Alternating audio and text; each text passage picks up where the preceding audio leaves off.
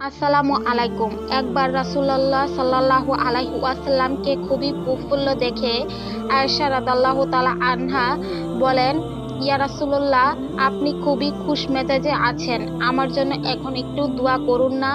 আয়েশা রাদিয়াল্লাহু তাআলা আনহা এমন আবদারে মুচকি হেসে রাসূল সাল্লাল্লাহু আলাইহি ওয়াসাল্লাম আল্লাহকে বলতে লাগলেন, ইয়া আল্লাহ, আয়েশা পূর্বে করেছেন এমন সকল গুনাহ আপনি ক্ষমা করে দিন।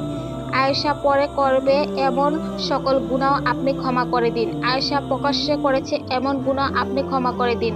আয়েশা গোপনে করেছে এমন গুনাহ আপনি ক্ষমা করে দিন। আয়েশা বুঝে করেছে এমন গুনাহ আপনি ক্ষমা করে দিন।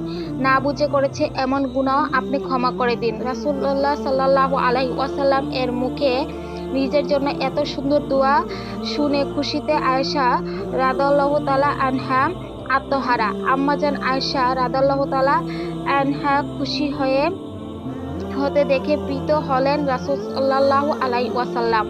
তিনি জিজ্ঞেস করলেন, আয়েশা, আমার দোয়ায় তুমি খুশি হয়েছ? আয়েশা রাদিয়াল্লাহু তাআলা আনহা বলেন, আমি খুবই খুশি হয়েছি ইয়া রাসূলুল্লাহ। তখন রাসূল সাল্লাল্লাহু আলাইহি ওয়াসাল্লাম বলেন, জানো আয়েশা, তোমার জন্য যে দোয়া করলাম ঠিক একই দোয়া প্রতি সালাতের পর আমি আমার প্রতিটা উম্মতের জন্যই করি।